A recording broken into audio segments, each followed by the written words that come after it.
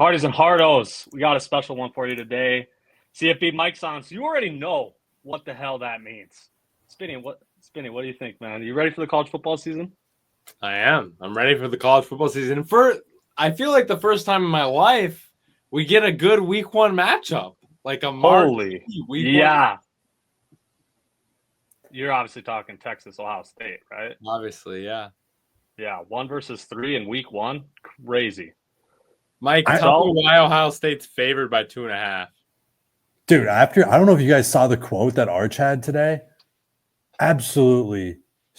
It's going to be amazing because everyone's like, hey, you guys have the target on your back. And he's like, we like to flip that narrative. We got the red dot on everybody else. And it's like, I was like, dude's spitting bars. I think Texas is going to go get him. But yeah, we'll get into that a little bit later. But I mean, yeah, like you said, juiced up for the slate that we got here. I think 5 top 25 matchups, if I'm not mistaken. Yeah, so it was something like that. Awesome. Beautiful. And 9 versus 4, LSU and Clemson. Yeah. That's another good one. Notre Dame, your squad, Notre Dame plays Miami. Oh, yeah. So plenty of good ball to watch. But yeah, I'm excited to talk ball and just, feels like nature's healing and we're all back to normal, I actually, though, facts. Yeah. Well, obviously, we need CFB Mike to help us break down the conference football season, being the expert that he is. So, Mike, my first question for you. What conference do you think is the deepest this year, top to bottom? This is a tough one because, the easy answer is to say the SEC. Okay. And So, other than the SEC. But I'm not saying it's the SEC. I think it's the Big Ten. It is. I think it's the Big Ten. And you look at just looking at the playoff teams, yes. Also just asserting their dominance. They have back-to-back national championships. They're starting the trend in the college football era, the 12-team playoff era. I think it's built for the Big Ten. And it's theirs for the taking. And I think this year they'll go for the Triple Crown, go for the three-peat. Who it is, that's to be seen. I don't know if you can even pick the leader of the pack. I would say if you had to speculate, it's Penn State. But Ohio State reloaded. Michigan's there. Yep. Oregon's there. A lot of people like Washington this year. Then you got USC. USC is not even a top 5 team in the Big Ten. I like Jaden Maeva there. Obviously, they have questions about their defense, but I just named 5 teams off the bat. Yeah, that's true. That have a chance to make the playoffs. It might be the Big Ten, actually. And then on top of that, you get Iowa. You got Minnesota. Minnesota's not going to be. Those middle of the pack teams those guys that could just make it. It's like that any given Saturday is those teams where for sure. Yeah, it's unbelievable to me. I don't know, UCLA is kind of on the lower end, but Wisconsin, they play everybody, it seems like. And I don't think they're that good, but I think they're a team that could just beat anyone, any given Saturday. And I don't know, you look at it compared to the SEC and I just think the floor in the Big Ten, I didn't even mention Indiana. So Indiana's probably better than USC as well. So there again, you already listed almost half the Big Ten, and any one of them could vie for one of those top 12 spots, depending on how things shake out.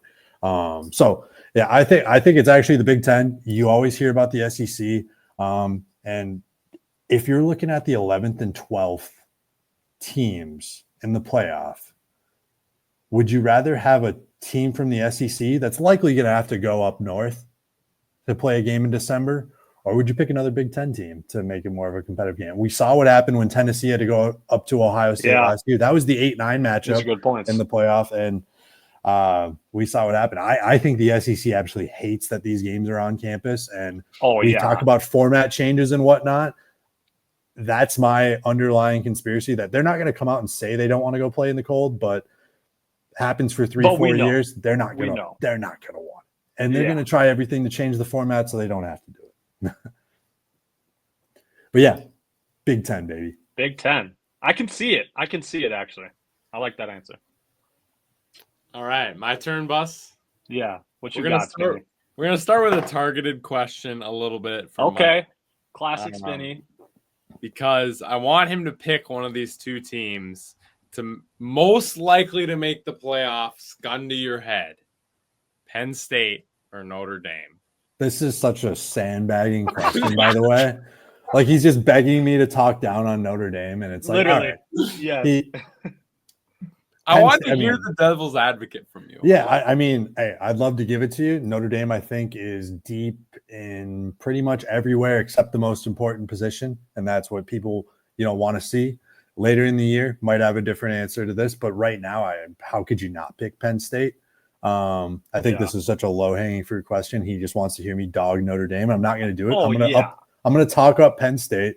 Yeah, you got Drew Aller coming back at quarterback. This is going to be a recurring theme of the episode today. I'll tell you this is you have Drew Aller is one of the few returning starters of any top 10 team that is of high profile. You're going to see a lot of these teams from last year.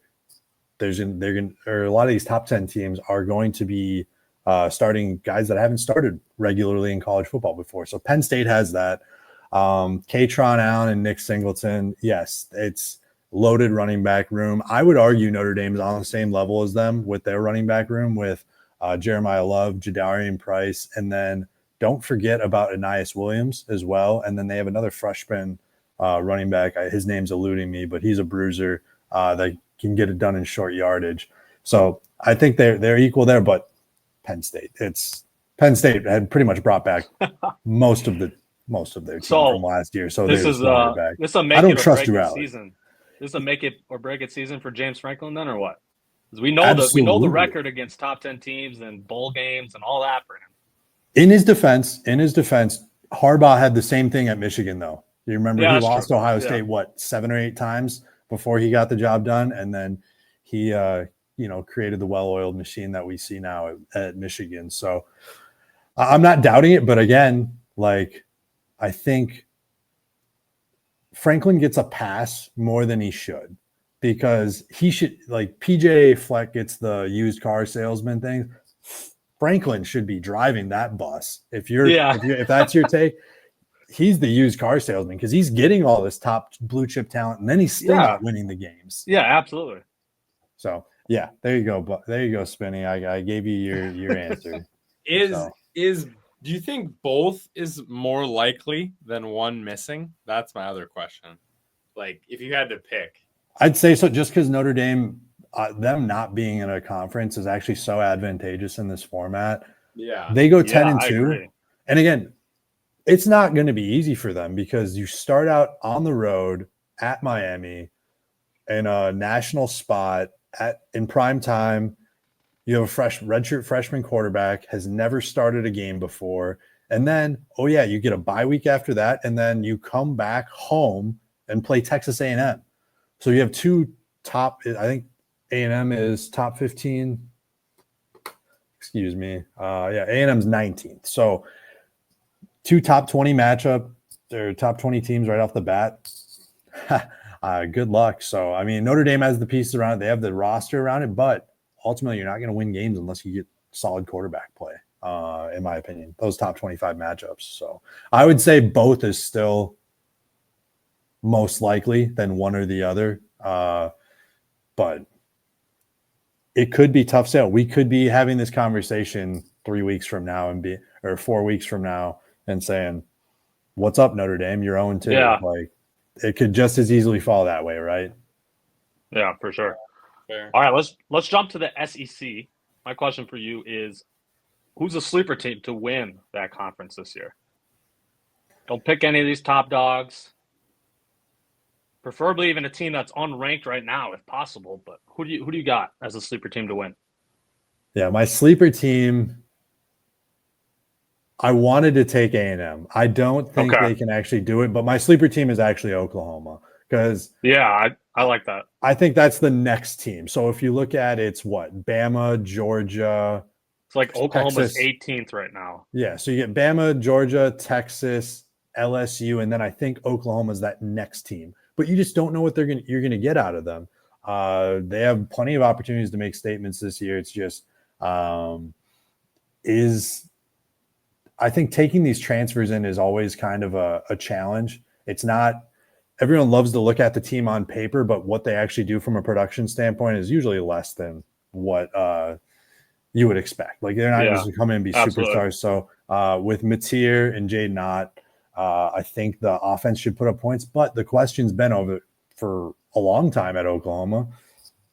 Is the defense going to show up? And they have a defensive head coach. And I think that's been the most surprising thing about the time with Brent Venables here is the defensive haven't been overly amazing. And then last year, the offense sputtered as well. So they need to stay healthy at the end of the day, but as most teams do. But that's my sleeper team. I would give them the edge over A&M in causing some chaos because, you play OU Texas in a rivalry game. They always have a shot in that game, even if Texas is the number one team in the nation at the time. So that's my darker team. If they beat Texas, they go on a run. That's all signs of go.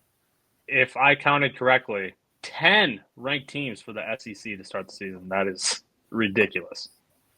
They need to get rid of preseason polls, to be honest. It's just the SEC slob show. And half of them won't be ranked by the end of the season. And it's always dumb. They Spinny, can't what do you lie to got? each other. We got from the SEC back to the Big Ten. And I want to know which Big Ten team you're the most confident in. And I have a feeling I know the answer. So if you have a backup answer on top of your actual answer, I'll take that too. Yeah, for all the reasons I stated previously, I think the answer is Penn State.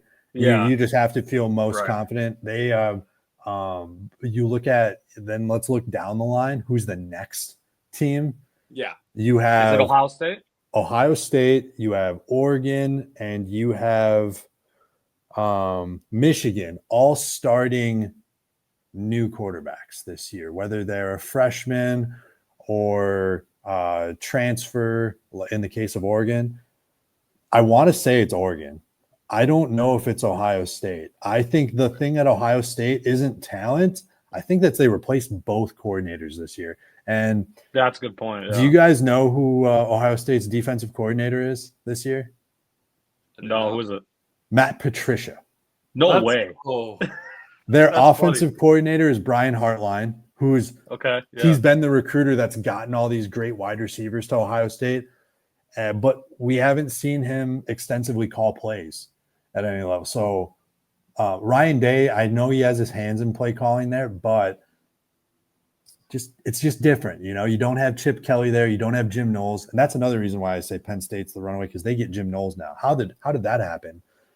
Ohio State's defense was so good the last 2 years with Jim Knowles, and he just leaves, wins a natty and leaves and goes to Penn State. So Penn State defense even better now.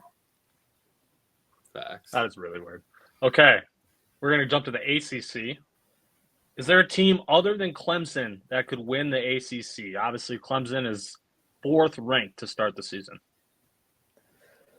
Yeah, I think the ACC is really tricky because, like, the next team is Miami, just rankings wise. I think Louisville could be an interesting one.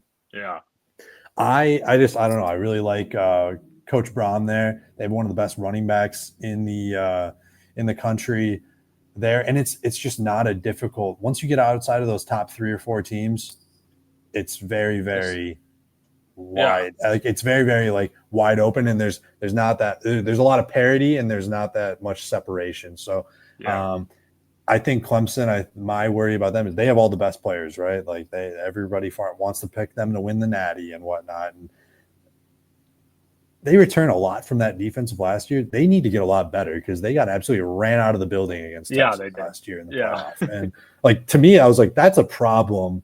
Like, they might go 12-0 in the regular season, 13-0, win the ACC championship, be number 1, and then just get ran out in the semifinal. Right. Like, so, or quarterfinals, whatever it is. But so I'm not sold on Clemson yet. I think it's a valid question. Then the other thing this isn't necessarily a talent thing, but wouldn't it be nice for Bill to just show up and have North Carolina? I knew Spinny's gonna like that. Yeah. I need to see it though with them, because I can't say that's the next team in line or even the 3rd or 4th team in line, but man, wouldn't that be something? 40 transfers. 40. That's a ridiculous. lot of gelling that you need to do. A Like, lot of sketchy gelling, figuring out. I'm a little suspect about how they're going to be. I think they'll be good eventually. I think Bill's Right. just a good football coach. I like their quarterback that they got. I think they got the guy from Appalachian State, or no, South Alabama, Geo something. I can't remember his name right now. All right. I know this came up a little bit, but I heard Gophers in mid-tier Big Ten from you earlier. Give me a best case scenario for our squad. So best case scenario, absolute ceiling 10-2. Okay. Absolute ceiling. Okay. You have 3 games in there that you have a road game at Ohio State, a road game at Oregon, and a road game at Iowa. So if they take care of business at home, their home schedule is not that difficult. The hardest games are Nebraska, Wisconsin, and then Michigan State, which I have no idea what's going on at Michigan State right now. But the rest, so you have 3 coin flip games in there that could send it one way or another. I think most people would expect them to go 7-5, 8-4, just to stay on track with what they've been doing. But I don't know if they have the depth that last year's team, the teams have had the last 2 years. But the top end talent on the Gophers, I think, is really exciting. Obviously, with Coy Parrish, Darius Taylor, and then at defensive end, I think you have a couple different options there to rush the passer. Your starting D line is actually awesome. The question is inside, do they have a lot of depth? Can they, pick up on what they were doing last year, and can they just weather the storm of a Big Ten season? If you have any injuries on the D line, they might be in trouble. But then the wide receivers are freaking amazing. I think that's the biggest surprise. That might be the deepest room going on right now. So kind of piggyback off Spinny then. What are your expectations? Like what would you predict as a record for the Gophers then? I think they're going to be on the higher end. I don't think they're going 10-2. So at least 8 wins, you're saying? I think they're going to go 9-3. I think that's ultimately what's going to happen. So usually if you track PJ's history, it is you'll win a game you're not supposed to, and you're going to lose a game you're not supposed to. That's typically where it is. They're going to get to that 7-win mark. They're going to win one that they're not supposed to get to 8. They'll lose one that they're not supposed to. That takes another win off the board. So, but I see them getting to 9. And my hot take on the Gophers this year isn't to beat Ohio State on the road. It's actually to beat Oregon on the road on a Friday night game in November. So about I was texting some of my buddies about this like right after the 4th of July. I was like, it was about this time last year in July that I told you guys that the Gophers were going to beat USC, and they did that. And so I said, hey, I'm going to cook up another hot take for this year. My game that they're not supposed to win, they have no business winning, that they win, is in Eugene against the Oregon Ducks. Okay. November. We'll have to see. Spin, you have any more questions? I do, but I think you want to go first, so I'm going to go with I think we kind of piggyback questions here at the end. My last question for you, Mike. Give me a quick college football playoff prediction. I want to know, if you have it ready, at least all people that make it, your entire list, and then I want to know your championship matchup and your winner. Yeah, so I didn't really think through and seed these, but that's fine. Totally fine. Yeah, so I think you got to put Clemson, Texas, Bama. Yeah. Boo. Penn State. Okay, we're at 4. Ohio State, Notre Dame. And I'm trying to think after that. The Big 12. The Big 12 is the one that throws a wrench in this whole thing. Yeah, absolutely. And I've gone back and forth. I think now, we have a data point on. I'm going to say Iowa State gets in. Ooh, I like that. That's my 7th team. Yeah. And then after that, I think Indiana has another easy road. I'm going to say Indiana in there. We're at 8. I got to pick a group of 5 team still. Yes, you do. And my group of 5 team is James Madison this year. Let's go. Oh, That would be awesome. I wanted to pick UNLV for that, but after watching them play, they're the same situation with North Carolina, right? Where they have all these transfers coming in. It's going to take some time to get some, for them to gel and, start playing together. I want to pick Ole Miss as another SEC team. And then LSU. So that's 11. Yep, that's 11, and that's 4 SEC teams already. And I got to think. Which so I can see. That's probably going to happen, yeah. And I did say you Notre say Dame. Georgia? No, right now I don't have Georgia, and I don't have Oregon in there. So that's kind of where we're at. Yeah. That's the difficult thing. I don't think the SEC is there any way another in. ACC gets Oklahoma ACC gets 2 teams at all, or no? No, I don't think the ACC can get 2 teams. And so based on how I mapped this out, I have to put Oregon in. So it's 4 and 4. Yeah, but so there's your 12. Yeah, and then playing for the national title, I think it's going to be Texas. And you're not going to like this, but Go. Who is it? Come on.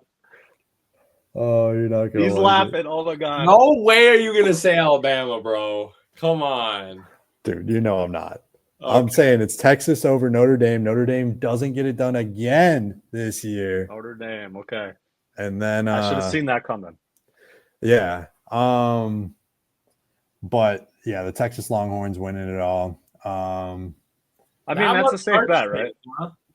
I just can't get on board with Clemson winning it all.